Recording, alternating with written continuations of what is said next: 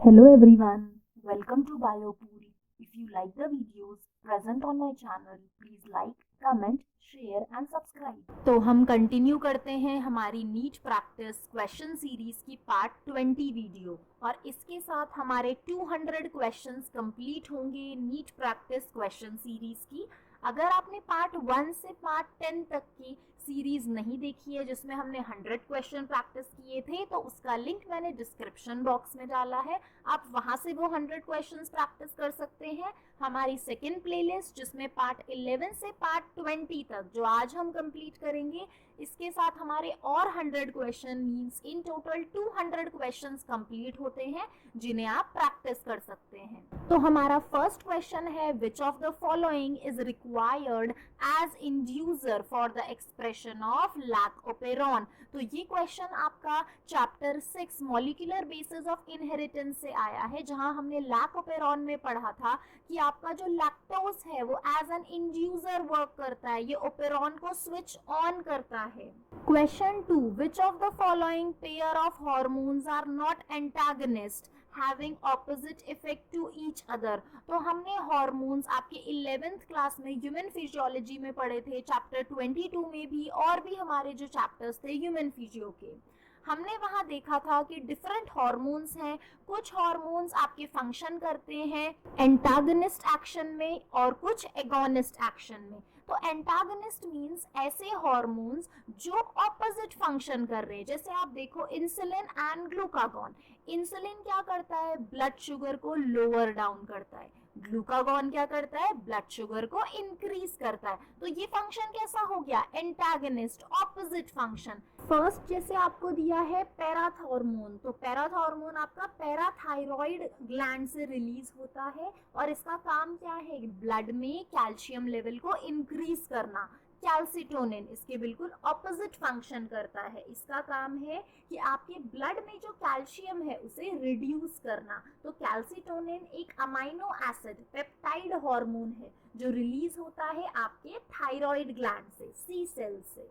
Next आप देखोगे relaxin and inhibin, ये दोनों भी बिल्कुल ऑपोजिट फंक्शन करते हैं। तो आपका जो इनहिबिन है ये एक प्रोटीन हार्मोन है जो रिलीज होता है by Sertoli cells in mens and granulosa cells in women. तो आपका जो इनहिबिन है ये क्या करता है, ये इनहिबिट करता है synthesis and release of FSH in the pituitary gland and thus reducing the hypothalamic LH releasing content। Relaxin आपका वो हार्मोन है जो प्रोड्यूस होता है by ovary and the placenta. अब ये बहुत ज्यादा इंपॉर्टेंट रोल प्ले करता है ड्यूरिंग प्रेगनेंसी बिकॉज ये हेल्प करता है to relax the ligaments in the pelvis and soften and widens the cervix. तो इनके बारे में ये जो फीमेल हार्मोन्स है ऑलरेडी चैनल पे प्लेलिस्ट में एक वीडियो है आपकी जिसमें मैंने सभी फीमेल हार्मोन्स को डिस्कस किया है।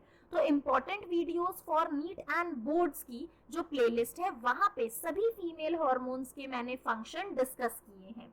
अब आपका आता है एल्डोस्टेरॉन एंड आर्टेरियल नाट्रियूरेटिक फैक्टर। तो ये दोनों जो हैं ये एंटागनिस्ट वर्क नहीं करते, एगोनिस्ट ये साथ में वर्क करते हैं, क्योंकि हमने इनके बारे में पढ़ा है आपकी एक्सक्रीटरी सिस्टम वाले चैप्टर में 11th में, जहां हमने मैकेनिज्म पढ़ा था ऑफ रेगुलेशन ऑफ किडनी। तो जब हमने रेनिन एंजियोटेंसिनोजन मैकेनिज्म देखा था वहां आपके ये दोनों फैक्टर्स आते हैं। तो जो ANF है वो क्या कर रहा है, vasodilation means dilation of blood vessels, जिससे ये हेल्प करता है ब्लड प्रेशर को लोअर डाउन करने के लिए। थर्ड क्वेश्चन आता है microtubules are the constituents of. अब माइक्रोट्यूब्यूल्स आपके साइटोस्केलेटल कंपोनेंट है। तो साइटोस्केलेटल कंपोनेंट आपके कहाँ कहाँ प्रेजेंट है, स्पिंडल फाइबर, सेंट्रियोल एंड सीलिया।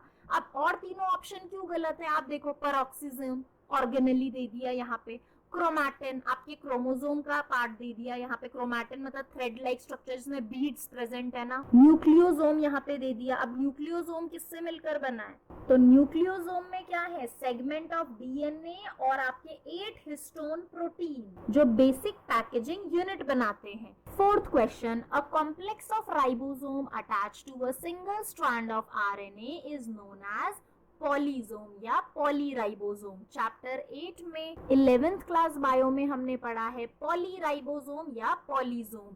जब आपका एक सिंगल एमआरएनए पे बहुत सारी राइबोसोम यूनिट अटैच हो जाए तो उसे हम पॉलीजोम कहते हैं। Fifth question, fertilisation in human is practically feasible only if. तो फर्टिलाइजेशन कब पॉसिबल होगा? जब आपका ओवम एंड स्पर्म ट्रांसपोर्ट होंगे simultaneously to ampullary isthmic junction of fallopian tube. तो ये अब थोड़ा मॉडिफाई भी हुआ है कि आपकी फैलोपियन ट्यूब में कहीं पे भी जब आपका स्पर्म एंड ओवम प्रेजेंट होंगे साइमल्टेनियसली तब फर्टिलाइजेशन पॉसिबल होगा। ऐसा नहीं है कि स्पर्म रिलीज हो गया और आपका जो ओवम है वो रिलीज हुआ ही नहीं, ओव्यूलेशन के बाद ही आपका ओवम आएगा फैलोपियन ट्यूब में। तो जो आपका फर्टाइल पीरियड है उसमें सबसे हाईएस्ट चांसेस होते हैं फर्टिलाइजेशन होने के। तो इसके बारे में भी मेंस्ट्रुअल साइकिल की वीडियोस ऑलरेडी चैनल पे हैं, आप वहां से अपने डाउट्स क्लियर कर सकते हैं। एज्मा मे बी एट्रीब्यूटेड टू। तो एज्मा आपकी एक रेस्पिरेटरी डिसऑर्डर है। इसमें क्या हो रहा है? Allergic reaction of mast cells in the lungs, जिसकी वजह से साइटोकाइनेंस आपके ये सभी इम्यून रिस्पॉन्स जनरेट होते हैं जिससे रेस्पिरेशन में प्रॉब्लम होती है। Question 7, the एविना curvature is used for bio essay of. अब ये आपका फर्स्ट क्वेश्चन है जो आपको थोड़ा बुक से बाहर से पूछा गया है, बट इन सब के बारे में हमने प्लांट ग्रोथ रेगुलेटर्स में पढ़ा है। तो ये एक एसे, इसमें पूछा है कि कैसे डिटेक्ट करेंगे आप हार्मोन को।